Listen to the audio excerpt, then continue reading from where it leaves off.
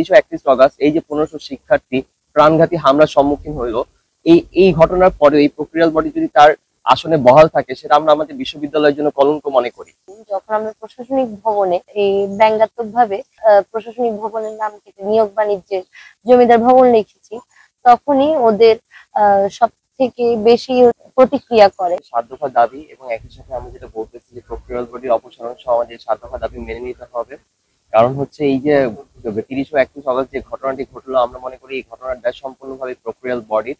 এবং একই সাথে যে কথা বলতে চাই, দেখা যাচ্ছে শুধু 30 ও 31 অগস্টের ঘটনা কোনো মানে বিচ্ছিন্ন ঘটনা হিসেবে দেখলেই হবে না। গত এক বছরে যা যা ঘটেছে, এবং আমরা দেখেছি যে প্রক্রিয়াল বডির প্রত্যেকে শুধুমাত্র প্রক্টর হিসেবে না, তারা শিক্ষক হিসেবে এই বিশ্ববিদ্যালয়ে বহাল থাকার নৈতিক অবস্থানও তারা হারায়। যদি আমি এক বছর তাদের ঘটনাগুলোকে পর্যালোচনা করি, যেমন একজন প্রক্টর বলতেছে নারী অবমাননাকর মন্তব্য করছেন, যে তিনি বলছেন যে হানি ট্রাপ, কেউ বা বলতেছেন যৌনবাদী ভাষায় গালিগালাজ করছেন, কেউ হচ্ছে গিয়ে আপনার শিক্ষার্থীদের ইনবক্সে মেসেজ দিয়ে বলছে যে মব উস্কিয়ে দিচ্ছে সে।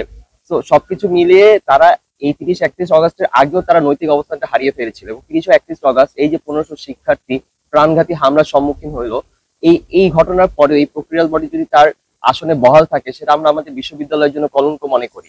সেই কলঙ্ক মোচন করার জন্য আজকে আমাদের এখানে বসা, এবং এই প্রক্রিয়াল বডির অপসারণ না হওয়া পর্যন্ত আমরা আমাদের কর্মসূচি অব্যাহত রাখবো। এই জায়গায় আমাদের মানে আমরা আসতে বাধ্য হয়েছি। গত 4 সেপ্টেম্বর থেকে আমরা হচ্ছে যে আন্দোলন শুরু করেছি। সেখানে আমরা দফায় দফায় অবস্থান কর্মসূচি, তারপর মশাল মিছিল, প্রতীকী প্রতিবাদ, এরপর গ্রাফিতি অঙ্কন, গানে গানে প্রতিবাদ, সব ধরনের কার্যক্রম আমরা আসলে নিজেরা করেছি।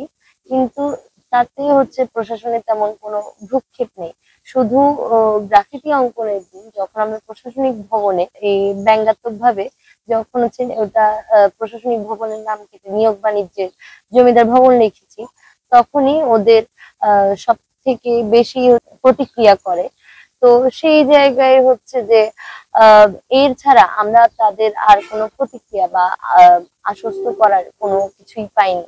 তো সেই পরিপ্রেক্ষিতে আমরা আজকে এখানে অনশনের না, প্রশাসন থেকে কেউ দেখা করতে আসেনি। বসুন্ধরা টিস্যু, অশুদ্ধতার বিরুদ্ধে এক বিন্দুও ছাড় নয়। আমরা অনশন করছি, তার পেছনে আমাদের যে মূল কারণ, আপনারা জানেন যে গত 31 আগস্ট চট্টগ্রাম বিশ্ববিদ্যালয়ের ইতিহাসে সবচেয়ে নৃশংস এবং বর্বরোচিত হামলাটি হয়েছে। হ্যাঁ, যে হামলা পরবর্তী যে দৃশ্যমান যে সংকটগুলো, সেই সংকটগুলোকে সামনে এনে আমরা 7 দফা দাবি দিয়েছিলাম, এবং সেগুলো বাস্তবায়নের জন্য বিশ্ববিদ্যালয় প্রশাসনকে তাদের কাছে আমরা দাবি জানিয়েছিলাম। আমরা পরবর্তীতে দেখেছি বিশ্ববিদ্যালয় প্রশাসন, আমরা সেই দাবি জানিয়ে আমাদের যে কর্মসূচিগুলো করছিলাম, আমরা কয়েকটা কর্মসূচিও করেছি এর ভিতরে, টানা লাগাতার কর্মসূচি। তারপরেও বিশ্ববিদ্যালয় প্রশাসন সেই দাবিগুলো বাস্তবায়নে দৃশ্যমান তেমন কোনো পদক্ষেপ নেয়নি, যার ভিত্তিতে, যার কারণে বাধ্য হয়ে এক প্রকার আজকে আমাদের একদম সর্বশেষ স্টেপে এসে আমরা অনশন করতে বাধ্য হয়েছি। এবং আমরা মনে করি আমাদের এই অনশন করাকালীন যে ক্ষয়ক্ষতি বা আমাদের সবার যে ক্ষয়ক্ষতি হবে, আমাদের কারো যদি ক্ষয়ক্ষতি হয়, আমরা যে 9 জন অনশনে বসেছি, এদের যে কোনো প্রকার ক্ষয়ক্ষতির দায় প্রশাসনকে নিতে হবে।